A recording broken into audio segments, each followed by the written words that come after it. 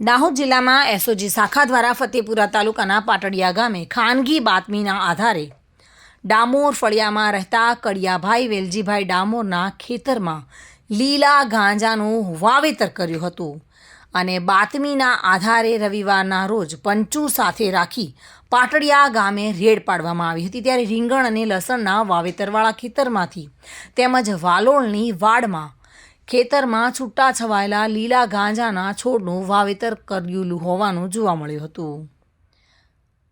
જોકે લીલા ગાંજાના 123 જેટલા છોડ મળી આવ્યા હતા અને કડિયાભાઈ ડામોરના રહેણાંક મકાનમાં તપાસ કરતા સિમેન્ટની થેલીમાં ભરેલો સૂકો ગાંજો પણ મળી આવ્યો હતો।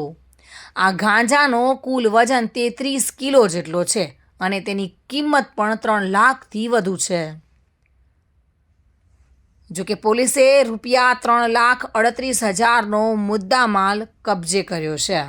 દાહોદ એસઓજી શાખાના પોલીસ સબ ઇન્સ્પેક્ટર MM માળીના સુક્કર પોલીસ સ્ટેશનમાં ફરિયાદ આપતા પાટડિયા ગામના ડામોર ફળિયામાં રહેતા કડિયાભાઈ વેલજીભાઈ ડામોર મનુભાઈ કડિયાભાઈ ડામોરનાઓની વિરુદ્ધમાં નાર્કોટિક્સ ડ્રગ્સ પદાર્થ અધિનિયમ એક્ટ 1985 મુજબ ગુનો દાખલ કરવામાં આવ્યો છે।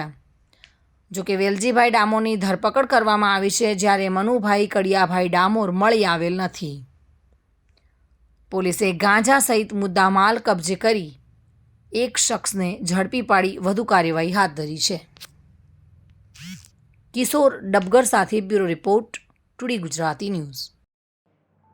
આ સમાચાર આપને કેવા લાગ્યા? ટુડે ન્યૂઝને લાઈક, શેર અને સબસ્ક્રાઇબ કરો।